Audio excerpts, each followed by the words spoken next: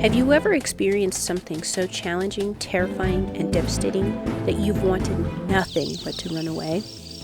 Emotions can fly high, thoughts can spiral out of control. Our brains are incredibly capable of forming the story in our minds of something that hasn't happened yet. We make up these stories. We dream up consequences and how we'll be impacted negatively. These thoughts and emotions paralyze us. Then there's a shift. That thing that you've wanted, that thing that you've been trying as hard as you can to run away from, oh no, it's staring at you in the face. Today we're going to be talking about mindfulness skills, when to use them, and when it is not appropriate. I'm Kayla Rochelle, the psychotherapy meddler. This is psychotherapy. Let's see what we're meddling with. Today I wanted to take some time and talk about mindfulness. I think there's been a surge or an increase of a talk on mindfulness and how good it is, how beneficial it is, and everybody should practice mindfulness, and There's definitely been a rise in conversation and discussion around mindfulness and all of its benefits over the past few years. Today, I wanted to break down when mindfulness is a skill that is useful and when it is not useful. Mindfulness skills could also be used to help bring attention to what a person might be experiencing, right? So you'll often hear therapists encourage a person to practice mindfulness skills. Be mindful of what it is that you're experiencing. What are you feeling in that very moment? What are you thinking in that very moment? All of these can also be examples of what mindfulness skills and how mindfulness can be used beneficially. So then, now that we've understood the definition of mindfulness, let's talk about when it is not useful. So because mindfulness encourages a person to be very present in the moment, without judgment, without any kind of bias, the question then becomes, what happens when that very present moment is too painful?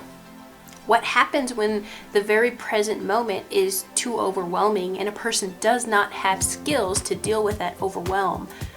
Now, I might be limited in my understanding of how mindfulness can be used in this way, but it would be my recommendation to really encourage other skills to be used in this sense. Mindfulness does a really good job at pointing attention to areas that might need assistance. Mindfulness can also be used in ways to bring awareness and constant attention to what challenges are being experienced in this very present moment. I'm a firm believer in understanding that other skills can be implemented once awareness happens. So in my understanding, again, it may be a very limited one, but after a person has been very mindful of understanding what has happened, implementing another skill might be suitable. Think specifically about trauma and a person who experiences a traumatic experience, especially one that's been ongoing throughout their life.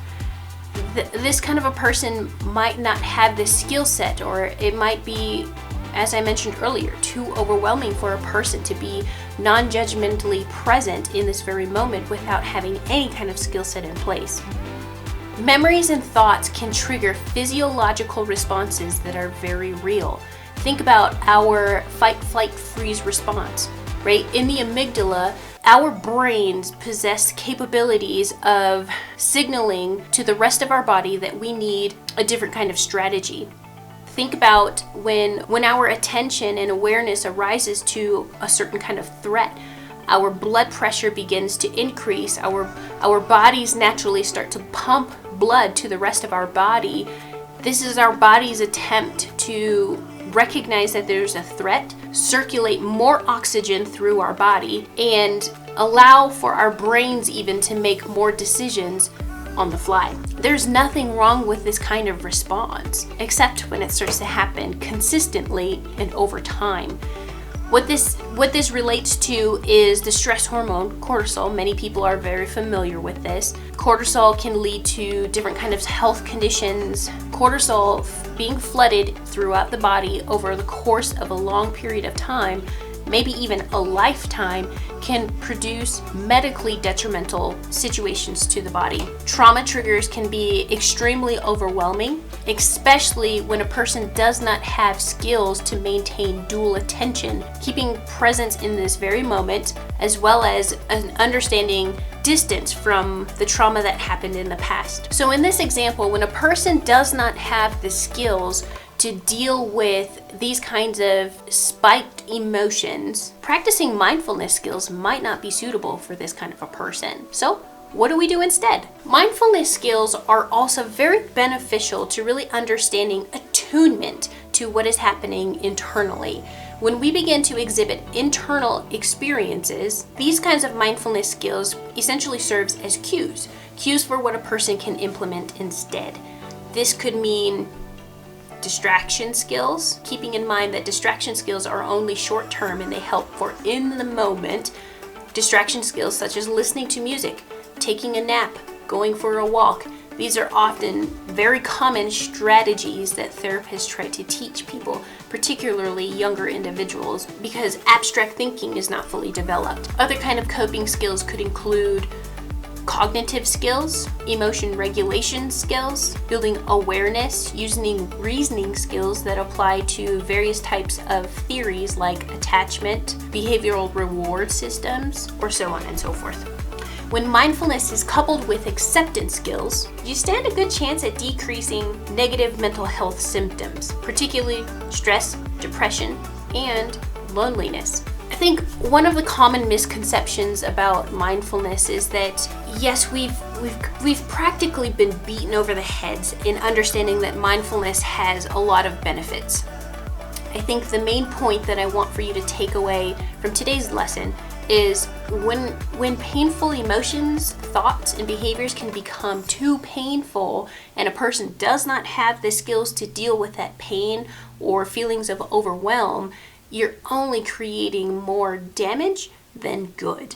On the other hand, mindfulness skills can build a mental toughness that can absolutely benefit our future or any kind of current stressful situations. By constantly bringing attention and awareness to intense emotions or thoughts, a person stands a greater chance at learning how to accept it. These are the skills that I was referring to earlier about a person not having the kind of skills necessary to deal with what they're being mindfully aware of. By allowing a person to embrace the stress, allows a person to harness all of that energy, all of that internal experience, and redistribute it in healthier ways and functioning. This is where some of the more superficial skills that a person can be taught in therapy start to come in play. Things like breathing, breathe your way through it.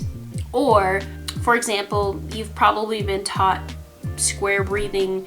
Inhale for 4 seconds, exhale for 4 seconds, inhale for 4 seconds, exhale for 4 seconds. I don't really understand box breathing. I should probably practice breathing skills. Humans tend to have this innate desire to want to run from a stressful situation. It's built in us, right?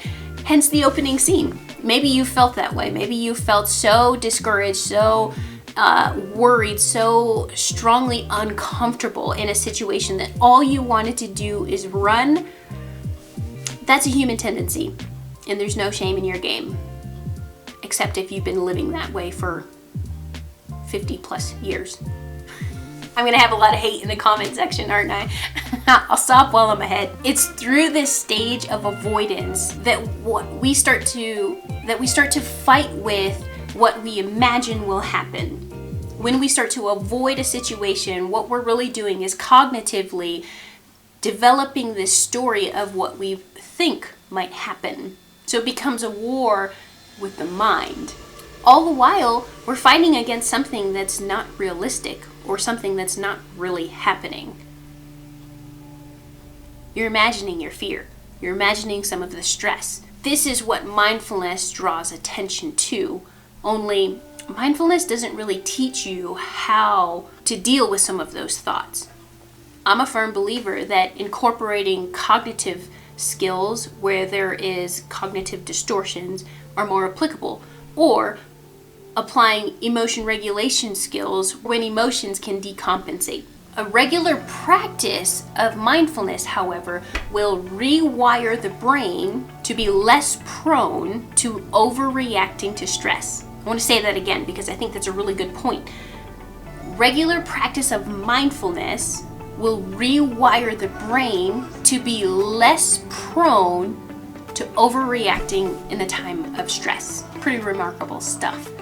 To conclude, I have to touch on this topic because I think that practicing mindfulness skills, and this is where I'll start to harp on it a bit, practicing mindfulness skills leads to diminished returns. Essentially, there's only so much that a person can know, and there's only so much that a person can learn before needing to practice what it is that they're learning. So for instance, if you're spending a lot of this time gaining insight and understanding about your internal experiences, what are you going to do about the information that you gathered?